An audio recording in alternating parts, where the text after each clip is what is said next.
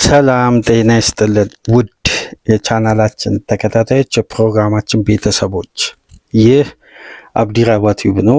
ፕሮግራማችንን ላይክ በማድረግ እንድጀምሩ፣ ላይክ ስታደርጉ የዚህ ፕሮግራም ተደራሽነት ተደማጭነት ከፍ ስለሚያደርግ ላይክ እያደረጋችሁ እንድታደምጡን፣ አዲስ ከሆናችሁ ደግሞ ሰብስክራይብ በማድረግ የደወል ምልክቷን ተጭናችሁ ማንኛውም አይነት እግር ኳሳዊ ኮንተንት በምንለቅበት ወቅት የኖቲፊኬሽን እንዲደርሳችሁ የደወል ምልክቷ እንድትጫኑ፣ እንዲሁም ይህንን ፕሮግራም ከሀገር ውጭ የምታደምጡ የቻናላችን ተከታታዮች የሁል ጊዜ ድጋፋችሁን በሱፐር ስቲከር፣ ሱፐር ቻት፣ ሱፐር ታንክስ ድጋፍ እንድታደርጉ በአክብሮት እየጋበዝን ትናንት ምሽት ከተደረጉ ተጠባቂ የእንግሊዝ ፕሪሚየር ሊግ ጨዋታዎች መካከል ምሽት 5 ሰዓት ላይ ሊቨርፑል በሜዳውና በደጋፊው ፊት ኒውካስልን አስተናግዶ 4-1 በሆነ ሰፊ ውጤት ያሸነፈበትን ጨዋታ በዚህ ፕሮግራም እንመለከታለን። ከዚህ ፕሮግራም በመቀጠል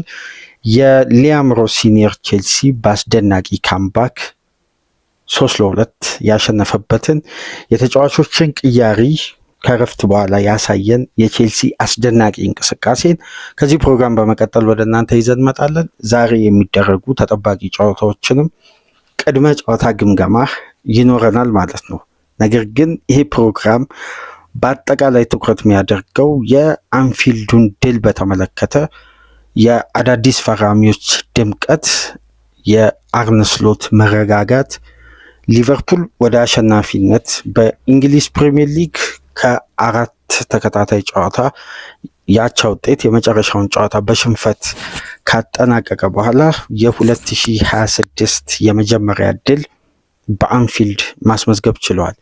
ይህንን ጨዋታ በተመለከተ ነው እንግዲህ በዚህ ፕሮግራም ሰፋ ላለ ደቂቃ ትኩረት አድርገን የአንፊልዱን ድል እንመለከታለን። አርነ ስሎት መረጋጋትን ያገኙበት፣ ከጨዋታ በኋላም ስለ ሊቨርፑል ቀጣይ 48 ሰዓታት የዝውውር ሂደት ጥቆማ የሰጡበት፣ የተጫዋቾች አስደናቂ ፐርፎርማንስ በታየበት የአንፊልዱ ድል ጠንካራው ኒውካስል 4-1 በሆነ ውጤት ማሸነፍ ችለዋል።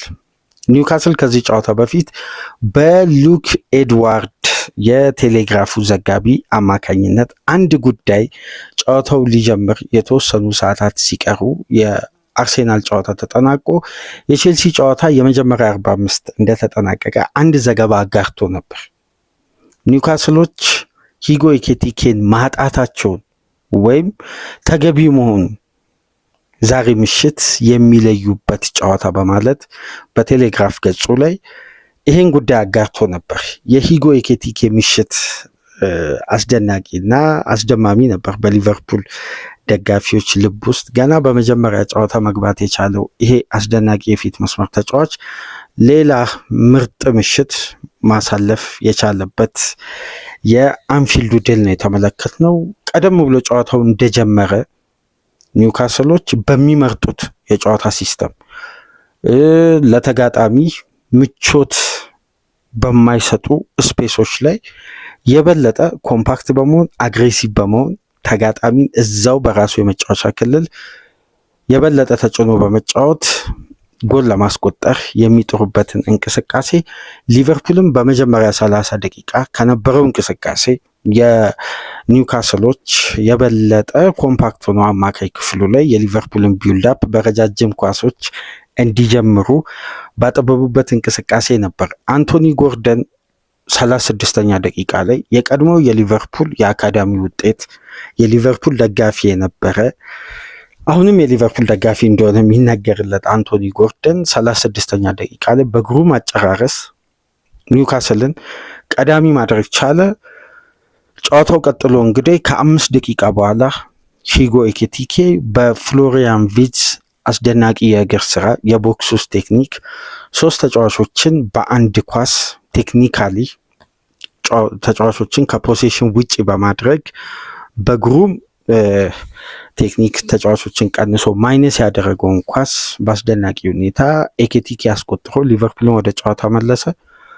በ2 ደቂቃ ልዩነት በመልሶ ማጥቃት በአሊሰን ቀጥተኛ ተሳትፎ በሜሎስ ኬርኬዝ ስፔስ አይቶ ፓስ ባደረገበት እንቅስቃሴ ሊቨርፑል በ2007 እና 8 ፈርናንዶ ቶሬስን ከአትሌቲኮ ማድሪድ በ20 ሚሊዮን ፓውንድ ሲያስፈርሙ የሊጉ የመጀመሪያ የመክፈቻ ጨዋታ የነበረው በዛ የውድድር ዓመት ከቼልሲ ጋር በአንፊልድ የነበረ ፍልሚያ ነበር። የመጀመሪያ የአንፊልድ ጨዋታ የመጀመሪያው የ2007 እና 8 የመክፈቻ ጨዋታ ለሊቨርፑል ከቪላ ጋር ከሜዳ ውጪ ነበር 2-1 ያሸነፉበት። በመጀመሪያው የአንፊልድ የ2007 እና 8 ጨዋታ ስቲቨን ጄራርድ አመቻችቶ ያቀበለውን ፈርናንዶ ቶሬስ በግሩም ሁኔታ አስቆጠረ። ያቺን አጋጣሚ ለሊቨርፑል ደጋፊዎች ያስታወሰ የተጫዋቹ ፈርስት ተች አጨራረስ ቦክስ ውስጥ ያለው ገዳይ የመሆን አቅምን በድጋሚ የታየበትን ሊቨርፑል በ2 ደቂቃ ልዩነት የጨዋታውን አድቫንቴጅ ወደ ራሱ የወሰደበትና ከረፍት በፊት ውጤቱን ቀይሮ 2-1 ያደረገበትን ግብ ሂጎ ኤኪቲኬ ማስቆጠር ቻለ በግሩም አጨራረስ። ይሄ ተጫዋች ግቡን ካስቆጠረ በኋላ ያሳየው ሴሌብሬሽን፣ የነበረው ፍላጎት በስቴዲየም ውስጥ የዚህ ተጫዋች ስም በተደጋጋሚ በእያንዳንዱ ተች ሊቨርፑል እየተመራ በግራ እግሩ ከኤሪያ ውጪ አስደናቂ ሙከራ ካደረገበት የመጀመሪያ 45 አንስቶ ኤኪቲኬን ከፍ ባለ ዝማሬ አንፊልድ ምሽቱን ሙሉ የዚህ ተጫዋች ስም ነበር በአንፊልድ ዙሪያ ሲነሳ የነበረው። እንደ ምክንያት እንግዲህ የመጀመሪያው ጉዳይ ተጫዋቹ የትናንት ተጋጣሚው ኒውካስልን በመተው ነው ወደ ሊቨርፑል የመጣ። ከዛም በኋላ በመጀመሪያው ዙር ጨዋታ ሊቨርፑል 3-2 ሴንት ጄምስ ፓርክ ላይ ሲያሸንፍ ሁለተኛዋን ግብ ማስቆጠር ቻለ። ተጫዋቹ ላይ በእያንዳንዱ ተች ሴንት ጄምስ ፓርክ ላይ ይጨው ነበር። የኒውካስልን ጥያቄ ውድቅ አድርጎ ወደ አንፊልድ መዘዋወሩን ተከትሎ ትናንት ምሽት ግን ሊቨርፑል ላይ አድቫንቴጅ ኒውካስል ወሰደ። በተለይ የመጀመሪያ 30 ደቂቃ ታክቲካሊ ካየን ኒውካስል ለሚመርጠው አጫወት ሊቨርፑል ምቹ ነበር። በነዛ ደቂቃዎች ውስጥ በተሻለ እንቅስቃሴ የፈጠሩትን እድል የግቡን አግዳሚ የመለሰባቸውን በማጥቃቱ በኩል የመጀመሪያ 30 ደቂቃ ተሽሎ የነበረው ኒውካስል በቀድሞ የመርሲሳይድ ተወላጅ የቀድሞ በመርሲሳይድ በሊቨርፑል ሜልዌድ ትሬኒንግ ግራውንድ በ13 ዓመቱ ስልጠና አድርጎ በሊቨርፑል አካዳሚ ይያዛል ሲባል ብሬንዳን ሮጀርስ እና በወቅቱ የነበሩ የሊቨርፑል ኮቺንግ ስታፍ በአንቶኒ ጎርደን ላይ ደስተኛ ሳይሆኑ ከክለቡ ሪሊዝ አደረጉ። ከዛም በኋላ ነበር ወደ ኤቨርተን ተዘዋውሮ ከአካዳሚ ጀምሮ መጫወት የቻለው። ይሄ ተጫዋች ነበር አንፊልድ ላይ የመጀመሪያ 30 ደቂቃ የካሜራዎች ትኩረት ነበር።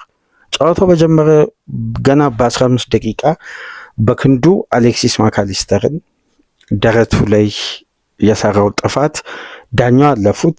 ከተወሰኑ ደቂቃዎች በኋላ አሊሰን ላይ አግሬሲቭ ሆኖ ታክል የወረደበት አጋጣሚ በጨዋታው የበለጠ ውጥረት ውስጥ ተጫዋቹን የሚከት ነበር። ቢጫ ካርድ ዳኛው ሳይመን ሂውፐር ሰጥተውት ጨዋታው ቀጠለ።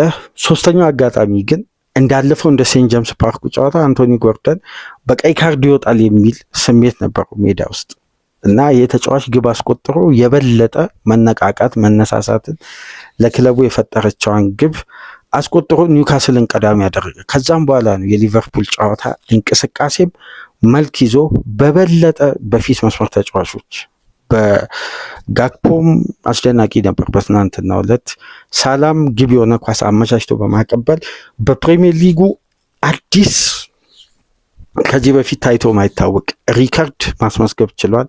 ኤኪቲኬና ዊድዘ ግን የሊቨርፑል የረጅም ዓመት በክላስ ደረጃ ምን ያክል ለነዚህ ተጫዋቾች ወደ 198 ወደ 200 ሚሊዮን ፓውንድ የሊቨርፑል ኢንቨስት ማድረጉን ኤኪቲኬ ከመጀመሪያ በሊቨርፑል ማሊያ ጨዋታ ካደረገበት አንስቶ ዊድዘ ደግሞ ከፈረንጆች ዲሴምበር ወር አንስቶ በአስደናቂ ብቃት እንግዲህ ወደ ክላሱ እየመጣ ነው። ገና ተጫዋቹ ከዚህ በላይ ብዙ በአንፊልድ ማድረግ እንደሚችል እምቅ አቅሙ እምቅ ችሎታው ያሳየናል። ነገር ግን ከወዲሁ ወደዛ ቶፕ ኳሊቲ እየመጣ እንደሆነ በልዩነት የጨዋታው እንግዲህ ሁለቱ ከጀርመን ክለቦች የተዘዋወሩ በአስደናቂ ምሽት ሊቨርፑልን ከረፍት በፊት 2-1 ከጎርደን ግብ በኋላ ኒውካስሎች ሲቀዛቀዙ ሊቨርፑሎች የበለጠ ምርጥ በነበሩበት የመጀመሪያ 45 ከ36 ደቂቃ በኋላ 2-1 መምራት ቻሉ። ከረፍት መልስ እንግዲህ ኒውካስል የበለጠ ተጭኖ ከራሱ የመጫወቻ ክልል ወጥቶ ለመጫወት ሙከራ ቢያደርግም ግን የሊቨርፑሎች መልሶ ማጥቃት እና በተለይ ፋይናል ሰርድ ላይ የነበረው የሊቨርፑል እንቅስቃሴ ሰከንድ ሃፍ ላይ የተረጋጋ ጌም ማኔጅመንቱም የነበረው የጨዋታ እንቅስቃሴ በሁለቱ አማካዮች በኩል የታየው ፐርፎርማንስ በአራቱ ተከላካዮች በኩል የነበረው ንቃት የፊት መስመር ተጫዋቾች ከዚህ በላይም ግብ ማስቆጠር የሚችሉበት በርካታ እድሎች ቢፈጠሩም ግን ከረፍት በኋላ ፍሎሪያን ቪዝ 67ኛ ደቂቃ ላይ ከመሐመድ ሳላ ጋር 1-2 ተቀባብለው በግሩም አጨራረስ 3-1 የሊቨርፑልን አድቫንቴጅ ከፍ አደረጉ። ጨዋታው ሊጠናቀቅ የተወሰኑ ደቂቃዎች ሲቀሩት በተጨማሪ ደቂቃ 90 ሲደመር 3 ላይ ባለፈው ሳምንት በአባቱ መሞት እንግዲህ ከሜዳ ርቆ በፈረንሳይ ቆይታ የነበረው ሀዘን ውስጥ የነበረው ኢብራሂም ኩናቴ ለአባትየው መታሰቢያነት የዋለችዋን ግብ አራተኛዋን ግብ አስቆጥሮ ሊቨርፑል 4-1 ደጋፊው በሚፈልገው የሊቨርፑል ድል በአስደናቂ መንገድ ወደ አሸናፊነት ተመልሰው ዛሬ ማንቸስተር ዩናይትድ ከፉልሃም ጋር የሚያደርገው ጨዋታ ውጤት እስከሚመዘገብ ድረስ 5ኛ ደረጃ ላይ መቀመጥ የቻለበትን ድል አስመዝግበዋል። ስሎት የበለጠ አሁን ለመረጋጋትም የሚያመች ውጤት ነበር በአንፊልድ መመዝገብ የቻለው። ጨዋታው እንዴት ተመለከታችሁት? ኒውካስሎች የመጀመሪያ 28 ደቂቃ የነበረው እንቅስቃሴና የሊቨርፑል ስስ የነበረ ፕሬሲንግን እንዴት ነበር ሲያልፉት የነበረው? ከዛም በኋላ ቅንጅትና ሶሊድ መሆን ከአንድ ግብ በላይ ለኒውካስል ባለመፍቀድ የአሊሰንም አስደናቂ የጨዋታ ተሳትፎ ቫንዳይክና ኩናቴ በተለይ ኩናቴ በዘንድሮ ሲዝን እንደ ትናንት ምሽቱ የአምናውን አይነት ብቃት ኢብራሂም ኩናቴ ያሳየበት ጨዋታ እንግዲህ በዘንድሮ ሲዝን ያለ አይመስልም። በግሩም ሁኔታ በግሩም መነቃቃት ፍላጎት እንደውም አሰልጣኙ ከጨዋታው በኋላ እንደገለጹት ከሆነ ከቀናት በፊት ነበር ኢብራሂም ኩናቴን በፈረንሳይ ባለበት ወቅት ኮንታክት ያደረግነው። በዛን ሰዓት ለክለቡ በዚህን ሰዓት እንደሚያስፈልግ ገልጾ እኛ በበቂ ሁኔታ ሀዘኑን አጠናቆ እንዲመጣ ፍቃድ ብንሰጠውም ግን ተጫዋቹ የበለጠ ለቡድኑ በዚህን ሰዓት እንደሚያስፈልግ በመግለጽ ለዚህ ጨዋታ ለመድረስ ጥረት አድርጎ ነው እንግዲህ ለዚህ ጨዋታ ላይ በልዩ ብቃት ያምናውን አይነት ፐርፎርማንስ ከኩናቴ ሊቨርፑል ደጋፊዎችም ክለቡን በሚጠብቀው ደረጃ ፐርፎርም በማድረግ ምናልባት በጨዋታው ማን ኦፍ ዘ ማች የሚያስብል ያው የኬቲኬ 2 ማስቆጠር የቪዝ አሲስትና ግብ ማስቆጠር እና በጨዋታው የነበሩ የሁለቱ ክላስ የሆነ ፐርፎርማንስ እንጂ የሊቨርፑል በመከላከል በኩል ጤናማ እንቅስቃሴ እንዲያደርግ የመጀመሪያውም ግብ የሊቨርፑል ተጫዋቾች የራስ ስህተት የአሌክሲስ ማካሊስተር ኢንተርሰፕት ያደረገበት መንገድ የበለጠ ለአንቶኒ ጎርደን አጋጣሚ ፈጥሮ ነው ሊቨርፑል ላይ ግብ ማስቆጠር የቻሉት። መከላከሉ ካለፉት ጨዋታዎች ከነበረው ክፍተትና ከሚታየው የሊቨርፑል የመከላከል መሳሳት የኩናቴ መመለስ የጨዋታው ትልቁ ልዩነት ነበር። ሊቨርፑል አግሬሲቭ ቡድን ላይ አግሬሲቭ ምላሽ መስጠት ባለበት ሰዓት በአግባቡ የሰጠበት የ2026 የመጀመሪያ ድል በአንፊልድ የተመዘገበው። እስቲ ስሎት በዚህ ጨዋታ ምን አይነት የጨዋታ ፎርሜሽን እና የጨዋታ ስታይል ቢጠቀሙ ነው ፈጣን ምላሾች በሊቨርፑል በኩል የበዙት? በአስፈላጊው ሰዓት አስፈላጊው ምላሽ ጨዋታው ላይ ካለፈው የሊቨርፑል የፕሪሚየር ሊግ ጨዋታ ከካርባኩም ድል የሁለት ተጫዋቾች ለውጥ ነው የተደረገው። አንዲ ሮበርትሰንን ወደ ቤንች በማውረድ ቀኝ ተከላካይ በኩል የጀረሚ ፍሪምፖንግ ለተወሰኑ ጊዜያት ብቻ ከሜዳ ይርቃል ብለዋል። ለረጅም ጊዜ የሚያቆየው አይነት ጉዳት አይደለም ይሄ ተጫዋች ያስተናገደው።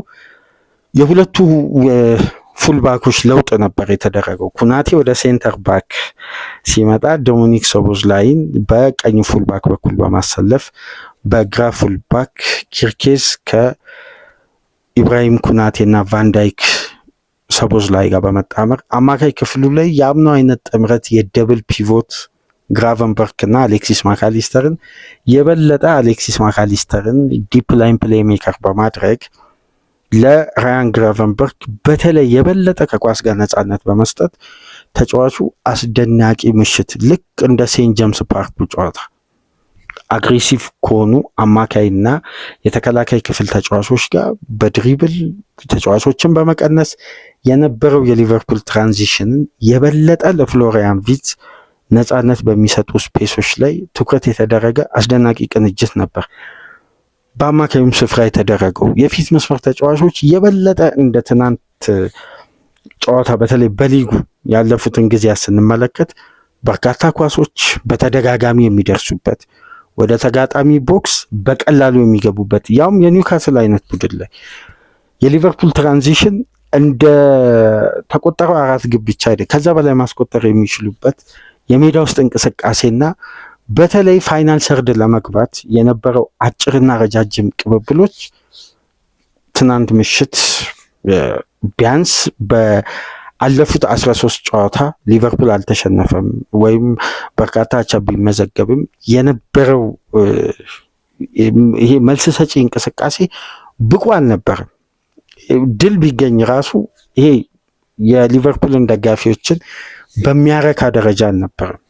የካርባኩ 6 ግብ የበለጠ መነቃቃት ቡድን ላይ እንደፈጠረ የሚያሳይ ግብ ላይ ገዳይ የመሆን የተገኙ አጋጣሚዎች ከ4 በላይ ግብም ማስቆጠር የሚቻልበት አጋጣሚ ቢኖርም ግን የተጫዋቾቹ ፍላጎት፣ ተነሳሽነት ሜዳ ውስጥ በየትኛውም የጨዋታው ቴምቦ ላይ አለመውረድ ተቀይሮ የሚወጡ ተጫዋቾችም ጊዜና ሰዓቱን የጠበቀ ልክ በሜዳ ውስጥ ያለ ፍላጎት፣ ተነሳሽነት፣ ሜዳን የማካለል ከኳስ ጋር ሪያክት የማድረግ አቅማቸው እየወረደ ሲመጣ አሰልጣኙም ኢንጌም ማኔጅመንት ላይ ውጤታማ በነበሩበት የምሽቱ ጨዋታ 4-1 በሆነ ሰፊ ውጤት ኒውካስልን በማሸነፍ ኤዲሃው ውጥረት ውስጥ ያው የፓሪሱ ድል ከውጥረት አወጣቸው ትናንት ስንል ነበር።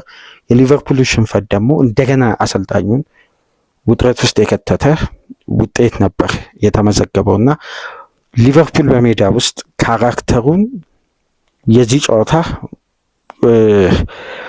ፍላጎት ወይም ይሄ ጨዋታ የሚፈልገውን ስኬል የሚመጥን ጨዋታ ነበር።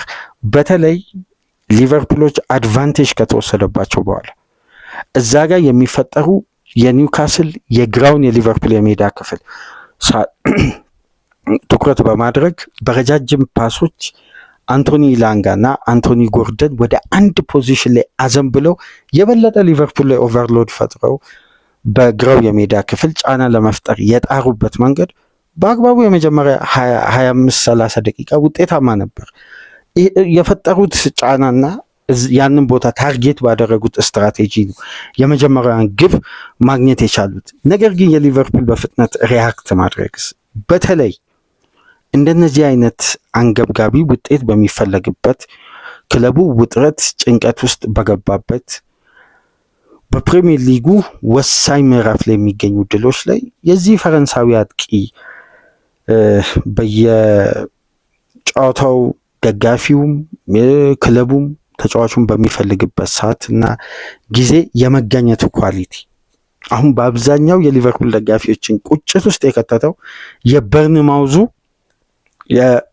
የመጀመሪያ ምርጥ 11 ለውጥ ይህን ተጫዋች ኦቨርሎድ በስቶበታል በሚል አሰልጣኝ ወደ ቤንች አውርደው በፊት መስመር በኩል ያለ አጥቂ የገቡበት የጨዋታ ስትራቴጂ ለአብዛኛው የእግር ኳስ ቤተሰብ አልተዋጠላቸውም ነበር። ለክለቡ ደጋፊዎች ኤኬቲኬ ግን ሜዳ ውስጥ ካለ የሊቨርፑል መጀመሪያ ከበርንማውዙ ሽንፈት በፊት 64.5% ነው። አሁን ከበርንማውዙ ሽንፈት በኋላ ሁለቱ ተከታታይ ጨዋታ ላይ በታየው ብቃት ከዛ በፊትም በነበሩ ጨዋታዎች ላይ ስኬል ተሰርቶ ኤኬቲኬ ሜዳ ውስጥ ካለ ሊቨርፑል ዊኒንግ ሬቱ ወደ 70.1 ማደግ ችሏል።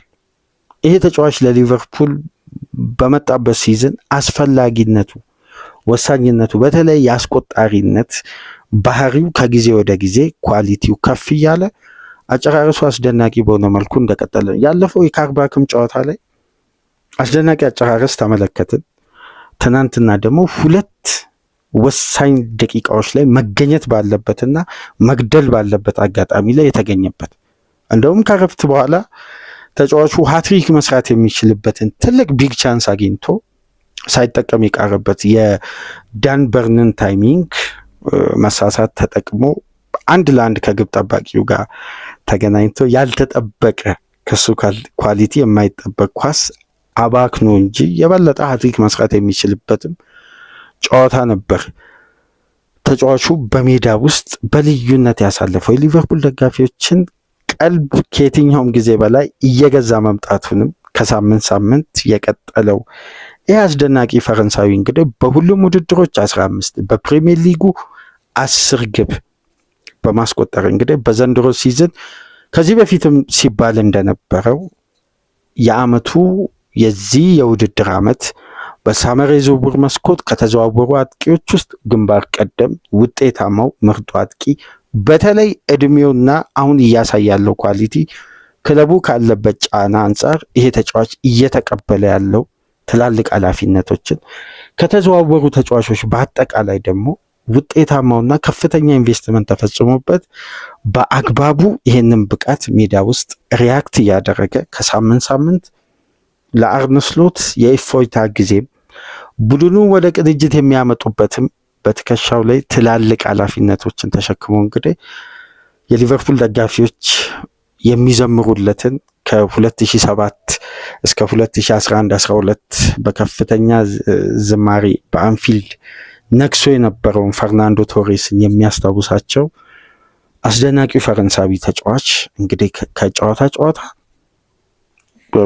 አስገራሚ ልዩነት ፈጣሪ መሆኑን በልዩነት ሜዳ ውስጥ እያሳየ ነው።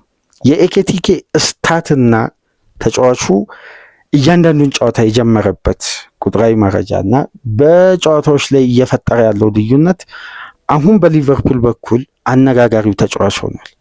በተለይ ተጫዋቹ ላይ አንድ የምታስታውሱ ከሆነ በሳመር የዝውውር መስኮት ወደ ሊቨርፑል በሁሉም ቅድመ ሁኔታዎች ከተስማማ በኋላ አንድ ቪዲዮ በኤክስ ገጽ ተለቆ ነበር። በተለይ በኢንስታግራም የተለቀቀው ቪዲዮ ኤክስ ላይ ተጭኖ በርካታ የእግር ኳስ ተንታኞችም ጭምር ከዛ ቪዲዮ ጋር ሪያክት ሲያደርጉ ነበር በኢሞጂ እና ኢንትራ ፍራንክፈርት ሊቨርፑልን ይሄ ሸውዶታል በ79 ሚሊዮን ፓውንድ ለኤኬቲኬ ሊቨርፑልን ከፍተኛ ኢንቨስትመንት እንዲያወጡ በማድረግ ልክ እንደ ራዳሚል ኮሎሙዋኒ፣ እንደ ሰባስቲያን ሃሌር፣ እንደ ሉካ ዮቪች እነዚህ ተጫዋቾች ከኢንትራ ፍራንክፈርት ከወጡ በኋላ ውጤታማ አልሆኑ። በተጠበቀባቸው ደረጃ አልነበረም ብቃታቸው። ሲጠበቅባቸው የነበረውን ኳሊቲ ወይም በፍራንክፈርት ያሳዩትን አስደናቂ ብቃት መድገም አልቻሉም። እነ ሉካ ዮቪች በማድሪድ ደረጃ ተጫውተው እነ ሰባስቲያን ሃሌር ወደ 50 ሚሊዮን ፓውንድ ገደማ ዌስትሃም በክለቡ ሪከርድ በወቅቱ አስፈርሟቸው እነ ራዳሚል ኮሎሙዋኒ ወደ 79 ሚሊዮን ፓውንድ አካባቢ ከኤኬቲኬ እኩል ወጥቶባቸው ወደ ፔዤ ከተዘዋወሩ በኋላ ብቃታቸው በዛ ደረጃ አስተማማኝ አልነበር። አሁን እንደውም እነ ኮሎሙዋኒ ከጁቬ ውሰት በኋላ በቶትናም የውሰት ቆይታ እያደረጉ ነው። እንደዛ አይነት ቪዲዮ ተለቆ ነበር። ተጫዋቹ በልዩነት ከፓላስ የኮሚቲ ሺልድ ጨዋታ አንስቶ የበርንማውዝ የመጀመሪያ ጨዋታ ወደ ሴንት ጄምስ ፓርክ ሊቨርፑል ሲጓዝ በመርሲሳይድ ደርቢ አጀማመሩ አስደናቂ ነበር። የተወሰኑ ጉዳቶች አሉ። ኢሳቅ ወደ ፊትነሱ መጥቷል። ለአንድ 45 ደቂቃ ብቁ ነው በተባለበትም ወቅት ወደ ቤንች እየወረደ ምንም አይነት የብቃት መውረድ ሳያሳይ ከሳምንት ሳምንት ግን በአስደናቂ የሜዳ ውስጥ እንቅስቃሴና ልዩነት ፈጣሪ በመሆን አሁንም በሊቨርፑል ቤት ውጤታማ አጀማመሩን በአዲሱ ዓመት ሊቨርፑል የመጀመሪያ ጨዋታ በ2026 ሲያሸንፍ ኤኬቲኬ ሁለቱን ግብ አከታትሎ በማስቆጠር የጨዋታው ልዩነት ነበር። ነገር ግን ይሄ ቪዲዮ ከዚህ ጨዋታ በፊት ተለቆ ነበር። በኒውካስል አንዳንድ ጠንከር ያሉ ዘገባዎችን በመጻፍ ወይም የታመኑ ሶርሶች ከሚባሉት ውስጥ የአይስፖርት ዘጋቢዎችም ይህን ቪዲዮ ሪፖስት በማድረግ የኒውካስል ደጋፊ በወቅቱ ኤኬቲኬ የሴንት ጄምስ ፓርኩን ዝውውር ውድቅ ሲያደርግ ይህን ቪዲዮ ሲለቁ ነበር። ዛሬ ምሽት ኤኬቲኬ በዚህ ቪዲዮ ተጽዕኖ ውስጥ ያልገባው አጥቂ ራሱን ደግሞ ሴንት ጄምስ ፓርክ ላይ አንድ ግብ በማስቆጠር ዛሬ ከደጋፊው ጋር ሆኖ ለኒውካስል ምላሽ ይሰጣል ወይ የሚል አንዳንድ ጉዳዮችን ጽፎ ነበር እና ተጫዋቹ ላይ የምታዩት ፍላጎት፣ ተነሳሽነት ከጨዋታው በፊት የተለቀቁ ጉዳዮችን እንግዲህ አድምጦ የገባ ይመስላል። ተቀይሮ ሲወጣም ወደ ኒውካስል ደጋፊዎች በመዞር ሁለት ጣቱን በማሳየት ሁለት ግብ ያስቆጠረበትን አጋጣሚ ለኒውካስል ደጋፊዎች እያሳየ የሊቨርፑልን ደጋፊዎች እያነሳሳ ነበር ተቀይሮ ወጣው። የትናንትናው ፍላጎት ይለያል። ይሄ ተጫዋች ትናንትና በነበረንም ቅድመ ጨዋታ ግምገማ ላይ ስናነሳ ነበር። መጀመሪያ ከስካይ ስፖርት ጋር በነበረው የ13 ደቂቃ ቆይታ ኢንተርቪው ላይ ስለ ኒውካስል ዝውውር ተጠይቆ የኒውካስሎች አነጋግረውኝ ነበር፣ ግን የህይወቴን ትክክለኛ ውሳኔ ወስኛለሁ። ይሄ ማለት ሊቨርፑልን በመምረጤ ትክክል ነው፣ ኒውካስልን ሪጀክት ማድረጌ ተገቢ ነበር ነው ባለፈው ሳምር። ይሄን እንግዲህ ውጤታማ በመሆን በሜዳ ውስጥ ለክለቡ በምሽቱ ጨዋታ የ3 ነጥብ መገኘት ዋነኛ ምክንያት የነበረ አስደናቂ ብቃት ማሳየት ችሏል። በ33 የሊቨርፑል ቤት ጨዋታ 19 የግብ ተሳትፎ 15 ግብና 4 አሲስት አስደናቂ የውድድር ዓመት እያሳለፈ ነው የሚገኘው ሂጎ ኤኬቲኬ እና ይሄ በሊቨርፑል ቤት ሁሌም እየተዘመረለት እንግዲህ በእንዲህ መልኩ የሚዘልቅ ኳሊቲ የሚያድግ ገና ወደ ፕራይም ታይሙ ያልደረሰ ወጣት ተጫዋች ነው እና የሊቨርፑል ቤት ህይወቱ እንግዲህ በአማረ ሁኔታ እንደቀጠለ ነው።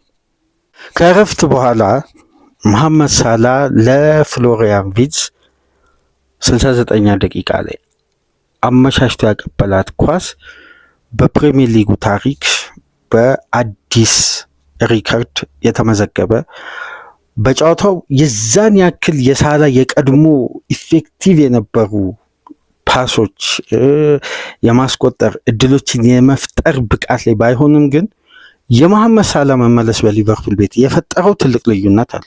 በነገራችን ላይ የመጀመሪያው ጉዳይ ለፍሎሪያን ቪርትዝ አመቻችቶ በማቀበል መሐመድ ሳላ በአንድ ቡድን ላይ አንድ ተጫዋች 10 ግብ በማስቆጠር 10 ግብ የሆኑ ኳሶችን አመቻችቶ በማቀበል በሁለቱም የግብ ተሳትፎ ላይ ቀጥተኛ ደብል ዲጂት ላይ በመድረስ በፕሪሚየር ሊጉ ታሪክ ብቸኛ ተጫዋች ሆኗል። የትኛውም ተጫዋች ይህንን በፕሪሚየር ሊጉ ታሪክ አድርጎት አያውቅም። አንድ ቡድን ላይ መሐመድ ሳላ 10 ግብ ኒውካስል ላይ አስቆጥሯል።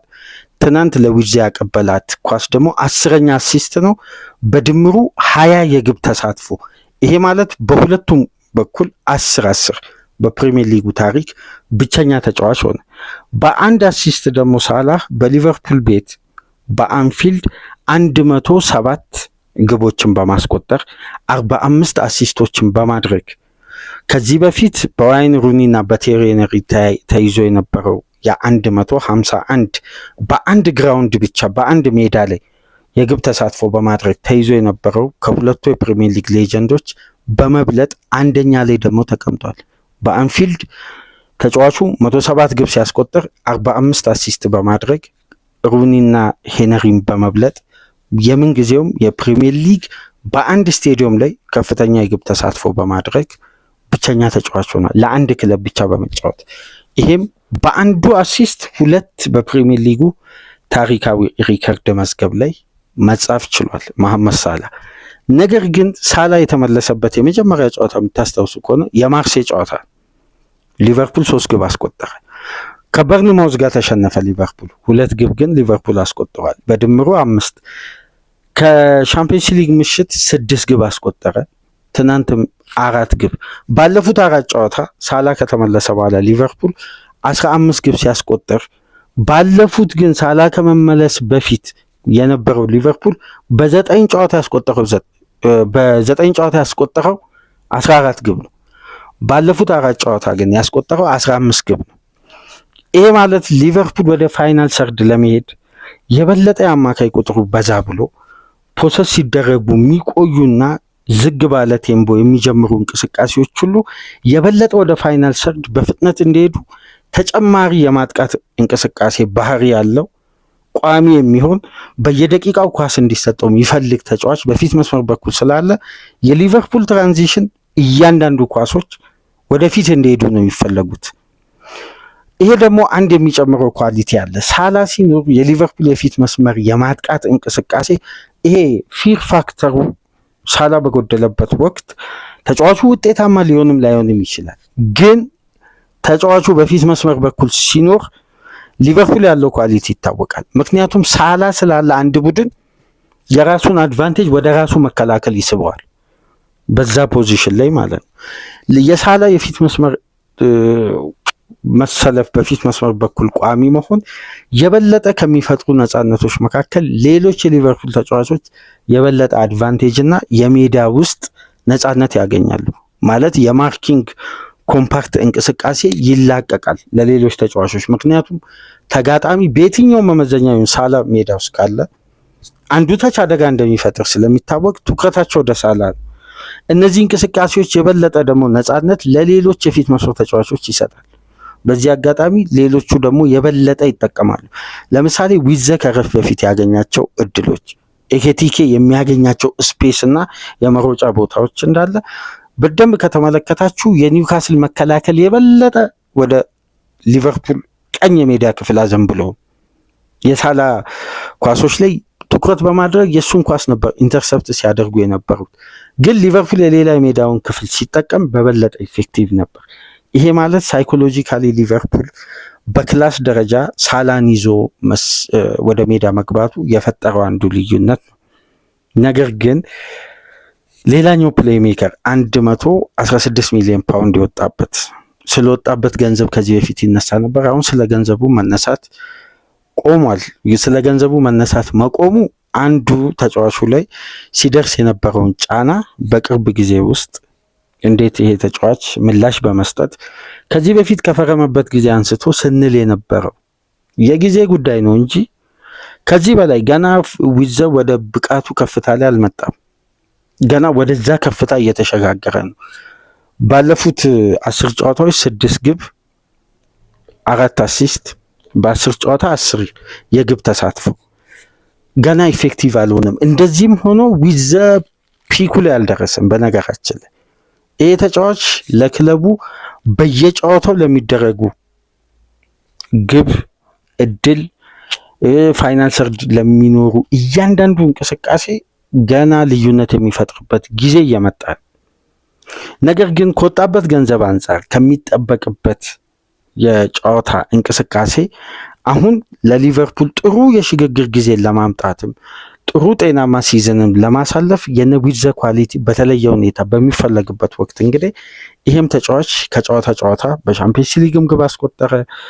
አሁን በፕሪሚየር ሊግም ግብ ማስቆጠር ብቻ ሳይሆን ግብ የሆነ ኳስም አመቻችቶ አቀበለ። ያለፈው ሳምንት እንደምታውቁት በሻምፒየንስ ሊግ ግብ የሆነ ኳስም አመቻችቶ አቀብሎ ግብም አስቆጥሯል። አሁን ተጫዋቹ በተመሳሳይ ለኤኬቲኬ አመቻችቶ ያቀበላት ኳስ ግን በደንብ አድማጮች ከተመለከታችሁ ያኑ የዊዛ ኳሊቲ በ3 በ4 ተጫዋቾች መሃል በጠባብ ስፔስ ውስጥ አንድ የተለየ ይሄ የተጫዋቹ በልዩነት ከታዩ ኳሊቲዎች መካከል ፓስ ለማድረግ በማይመቹ ስፔሶች የተጋጣሚ መከላከል ጥብቅ በሆነበት አግሬሲቭ እና በተክለሰውነት ፈርጠም ያሉ ተጫዋቾች መሃል በቴክኒክ እድል የመፍጠር ኳሊቲ ነው አንዱ የተጫዋቹ ኳሊቲ። በዛ ጠባብ ስፔስ ውስጥ አይታችሁ ከሆነ የ3 ተጫዋቾች ጥብቅ ሆኖ ተጫዋቹን መተፋፈኛ ባሳጡበት እንቅስቃሴ ነው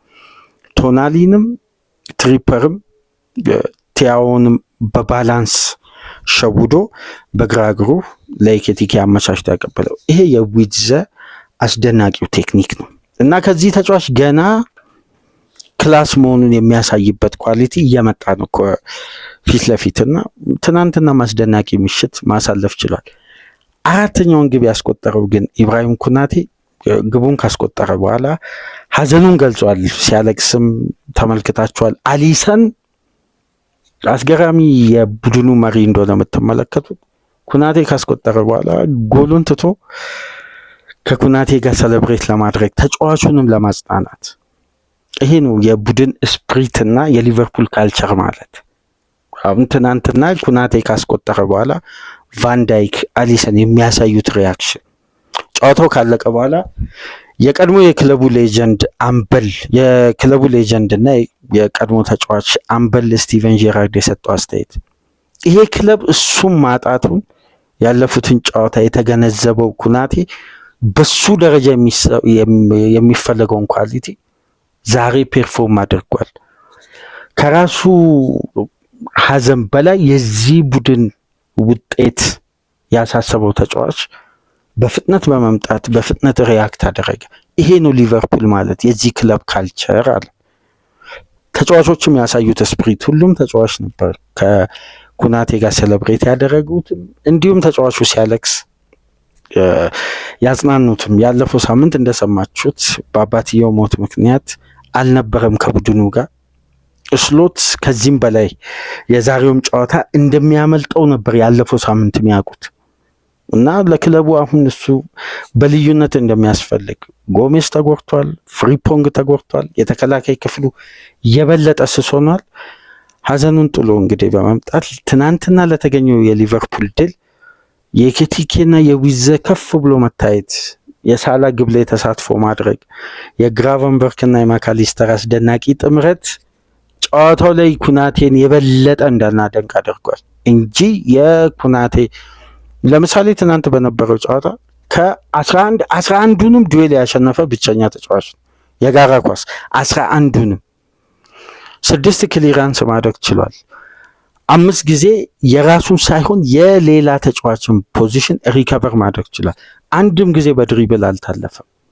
በተቃራኒው የሊቨርፑልን ድል በአማረ ሁኔታ እንዲጠናቀቅ አራተኛዋን ግብ በማስቆጠር ሊቨርፑል ወደ አሸናፊነት የመጣበትን ወሳኙን 3 ነጥብ አስመዝግቧል። በነገራችን ላይ አርነ ስሎት ከጨዋታው በኋላ ስለ ዝውውር ጥቆማ ሰጥተዋል።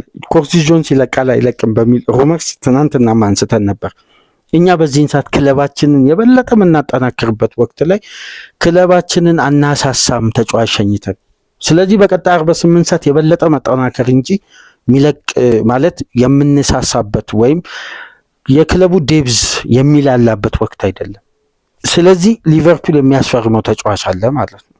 እስቲ እሱም በቀጣይ 24 ሰዓት 48 ሰዓት የምንመለከተው ነው የሚሆነው። ምክንያቱም ዴብዙን የምናጠናክርበት እንጂ ዴብዙ የሚላላበት የሚሳሳበት ወቅት አይደለም። ይህን አጋጣሚ የምንጠቀምበትና የበለጠ ቡድናችን የምናጠናክርበት ነው። በቀጣይ 48 ሰዓት ምን እንደሚፈጠር አናውቅም፣ አብረን እናያለን አሉ። ነገር ግን ሊቨርፑል በገበያ ላይ በተለያዩ ሚዲያዎች ላይ ስንመለከት የበለጠ ትኩረቱ የተከላካይ ክፍሉ ላይ እንደሆነ ይነሳል። ግን በዚህ የዝውውር መስኮት ገበያ ላይ ተጫዋች ከተገኘ እነሱ በሚሰሩት ሪሰርች እና በሚመለምሉት እያንዳንዱ ስትራቴጂ ላይ ተጫዋች ካገኙ ተከላካይ ብቻ አይደለም ሊያስፈርሙ የሚችሉት። ማለት 2-3 ተጫዋች ያስፈርማሉ ማለት አይደለም። ተከላካይ ፈልገው ገበያ ላይ ወጥተው ተከላካይ አተናል ብለው አይመለሱም። አማካይ ክፍል ላይ ለምሳሌ ተጫዋች ካገኙ በቀጥታ ሊያስፈርሙ ይችላሉ። ምክንያቱም ባለፈው አርብ አንድ ዘገባ ላይ ስመለከት የሊቨርፑል ሪኩፕመንት አባላት እንትኑ የሚጀምሩት የቀጣይ ሳመር የተከላካይ ክፍሉንም ጥገና የአማካይ ክፍሉንም ተጨማሪ ማጠናከር የሚጀምሩት ከዚህ የጥር የዝውውር መስኮት አንስቶ ነው። እድሉን ካገኙ ተከላካይ ዲፓርትመንት ሳይሆን ሌላም ዲፓርትመንት ያጠናክራሉ። ስለዚህ በቀጣይ 48 ሰዓት ሊቨርፑል ዝውውሩ ላይ ያለ ይመስላል እና እስቲ ቀጣይ 48 ሰዓትን ተመልክተን ቀኙ ፉል ባክ ወይስ ዲፌንሲቭ ሚድፊልደር ወይስ ሴንተር ባክ እስቲ አብረን በጋራ የምንመለከተው ነው የሚሆነው። ለማንኛውም ግን አስደናቂው የምሽቱ የሊቨርፑልን ድል በእንዲህ መልኩ ተመለከትን። የሊቨርፑል ደጋፊዎች በፕሪሚየር ሊግ የናፈቁትን ድል በስተመጨረሻ ማግኘት ችለዋል። 4-1 የሆነ ሰፊ ውጤት ዊዘና ኤኬቲኬ የፕሪሚየር ሊጉ ገዳይ አዲስ ጥምረት እያየን ነው። እንደውም አንድ ዘገባ ላይ ይህን ፕሮግራም እያዘጋጀው የተመለከትኩት በአዳዲስ ፈራሚዎች በሁሉም ውድድሮች በቀጥታ የግብ ተሳትፎ በማድረግ ጆ ፔድሮ ብቻ ነው በዚህን ሰዓት ሊጉን አዳፕት ያደረገው ተጫዋች። ከብራይተን ነው የመጣው፣ ዋትፎርድ ነበር። ከኤኬቲኬ የበለጠ ኤክስፒሪየንስ አለው ለሊጉ።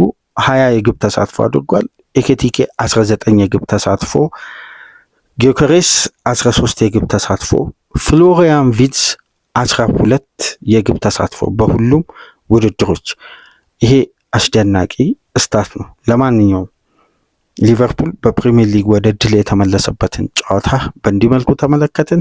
ላይክ፣ ሼር፣ ሰብስክራይብ እንድታደርጉ ከሀገር ውጭ የምታደምጡ በሱፐር ስቲከር፣ በሱፐር ቻት፣ በሱፐር ታንክስ ለቻናላችን ድጋፍ አድርጉ።